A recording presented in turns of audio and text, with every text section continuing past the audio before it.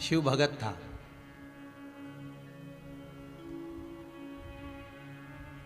उसका नाम ही जैसे दुनिया का नाम रहता है ना कि तुम्हारा नाम क्या है, तो तुम अपना नाम बताओ कि मेरा नाम लीलाबाई, कलाबाई, तो उसका नाम ही नाम था। मतलब जैसे आपका नाम अगर हम कहें कि तुम्हारा नाम क्या है, तो मानो प्रताप, राम, कृष्ण, शिव, तो उससे पूछा जाता है तेरा नाम क्या है, तो क्या नाम, तो उसका नाम ही नाम था।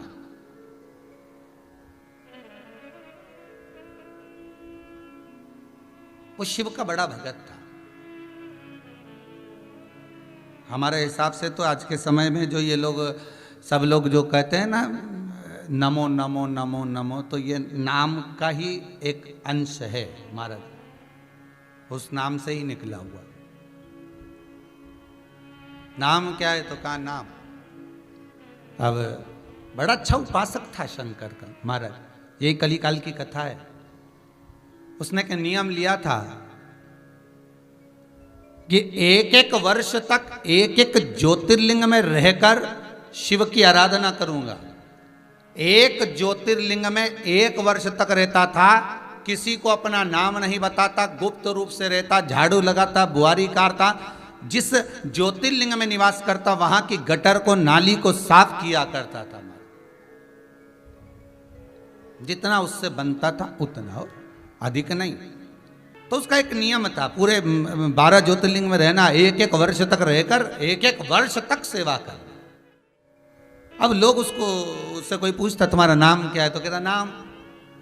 अब लोग क्या समझेंगे कि पागल है ना, मूर्ख है, तो उससे कोई बात ही नहीं करता था, क्योंकि वो नाम तो बताता ही नहीं था। अब दुनिया को क्या मालूम कि उसके नाम ही नाम था। अब कोई उसको पूछ ले, आप ही जाओ जाते थे, पूछ लो भैया क्या हाल चाल है, बहुत बढ़िया काम कर रहे हो जी, क्या नाम है तुम्हारा, तो क्या नाम। अब तुम्हें लगेगा ना कैसा मूर्ख है, नाम क्या है, नाम। अरे तेरा नाम क्या है, तो क्या नाम। अब उसमें आदमी लड़ ले, बताओ नाम बताने में इसको क्या जा रहा है, तो वो नहीं बताता कि वो भगत कोई पुराना नहीं है, ये भगत ये कलिकाल का है। और काशी मरण मुक्ति ये किताब यही अभी की लिखी हुई है, उसमें उस भगत का नाम स्मरण कराया गया जो सारे तीर्थों में रहा, पर जब शरीर ढल गया उसने सोचा करता रहा काम, और फिर सोचा कि अब हो गए, रिटायरमेंट आ गया, अब चलो 12 ज्योतिर्लिंग करेंगे, 12 वर्ष इसमें निकालेंगे, एक एक साल ज्योतिर्लिंग का स्मरण करेंगे। चलो एक एक ज्योतिर्लिंग का स्मरण करा, और आखिरी में पहुंचा केदारनाथ, अंतिम बिंदु केदारनाथ। और केदारनाथ जी पर जब पहुंचा, केदारनाथ जी के चरणारविंद के रस तत्व में जब वो पहुंच रहा है, केदारनाथ जी के रस तत्व में जब वो जा रहा है महाराज, और केदारनाथ जी के रस बिंदु की ओर जब वो पहुंच रहा है, जा रहा है,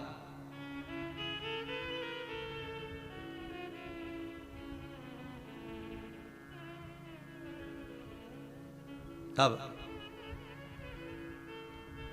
ये गौरी कुंड तक तो पहुंच गया, और गौरी कुंड से जब ऊपर चढ़ना प्रारंभ किया, कहते हैं 8 किलोमीटर तक चला होगा, चलते गया होगा, और 8 किलोमीटर तक चलने के बाद शरीर जब साथ नहीं दिया महाराज, तब वहीं पर बैठ गया, वहीं बैठ गया।